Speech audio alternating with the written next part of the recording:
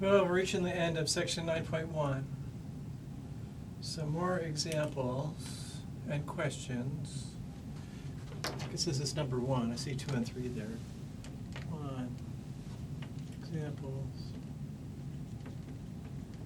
and questions, I guess.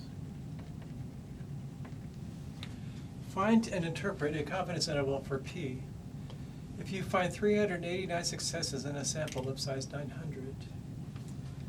So some stuff you're going to try to figure out. So first thing we're going to do is check the conditions that we can use the normal distribution to do this. So we need n p hat, 1 minus p hat at least 10.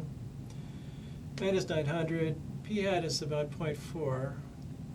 900 times 0.4 times 0.6 is way bigger than 10. So that's okay. Check the population is much larger than the sample. You'd have to see what you're sampling. Where did you sample? So check the size. Check SRS was used. Well, hopefully you did something that involved random sampling, where you did something like simple random sampling, where each sample of that size had the same chance of being chosen. Otherwise, things kind of fall apart. But it doesn't have to be exact. But more or less, if you can get representative samples from the population, things work okay.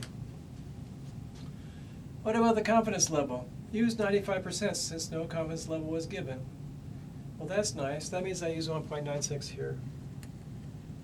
So when they just tell you to find a confidence interval, and they don't tell you what the confidence level is, use 95%. So I got all the pieces I need. I have p hat is 4332. I did that here. Using 1.96 as the critical value. This is the standard deviation of p hat.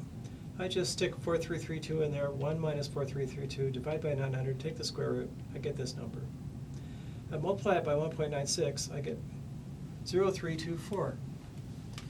So that is the end result of the calculations, except you might want to know the upper and lower.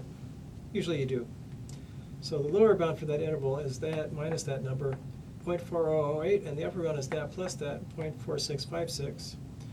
So we conclude it's likely that the true p is between 40% and 47%, just on a rounded basis. Likely that the true p is between that. If you want to specify what that means, it says this is the only way you can really say it. This interval was produced by a method that causes it to contain p for 95% of samples. Here's one of them. 95% of the time the true mean's in there. Now if it's not in there, it's probably not too far off, but it's not in there. That's life, that's confidence intervals, that's what they tell you, and that's all you can get out of them. So most likely, p is somewhere in here. Number 2 says, here's a confidence interval. It's 0.235 up to 0.366. Find p hat. Well, p hat is going to be in the middle of the interval, so I'm just going to go ahead and take the average.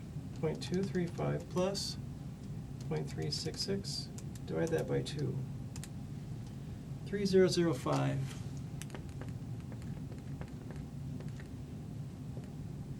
And well, put it this way, in the center of the interval, because they're constructed plus or minus. The margin of error is the same side on each side of p hat to create the interval, so it's in the middle. Z alpha over 2, well, it's 95%. I know that, 1.96. That's provided we were allowed to use Z to do it, so we're assuming that. How would a 99% confidence interval compare? Same center, slightly wider, since the critical Z is 2.576. So we could say same center because you would do it the same way, but slightly wider because you use a different Z value. If you used 4 times the sample size, what would you predict for the interval? Well, where the sample shows up is in here.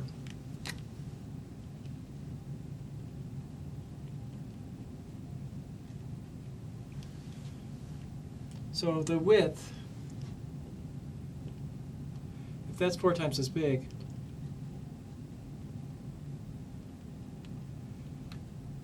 so it was in now, so this shows up the square root of 1/4 in the margin of error, or equal 1/2 as big. So half as wide. 4 times the sample size, half as wide because of that square root. If there was no square root there, it would be 4 times the sample size. It'd be 1/4 as wide, but the square root makes it half as big. Keep going. Suppose p hat is 0.25, the confidence level is 95%, and you want a margin of error to be 0.15. How large must n be? So here's the formula. P hat, 1 minus p hat, z alpha over 2, margin of error squared, blah, blah, blah. Okay, fine. 0.25, 0.75, 1.96, 0.015, square that though. So you go this times this, parentheses, this over that, parentheses squared. And you get this number. And you always say, well, if I want to get that margin of error, really we're saying I want the margin of error to be no bigger than that. So using a slightly larger n makes the margin of error slightly smaller. Using slightly too small an n, 3201.33 is a little bit too small, but you can't actually use it. So 3201 you could use, a little bit too small, the margin of error would come out a little bit bigger than 0.15. So to get it under 0.15, I have to use 3202. Okay, so that got rid of 9.1. That wore me out. Take some time to contemplate and look at homework and so on. And before we go on to 9.2, because things get a little more complicated as we move towards the end of the course here. A lot of pieces to the puzzle, a lot of terminology and notation, and the board starts to look a lot more crowded. Try to fix that next time, although sometimes to get all the ideas on one screen means you have to push things around a little bit. In any case, come back soon, but not too soon. I'm going to close this up and I'll start working on the next one.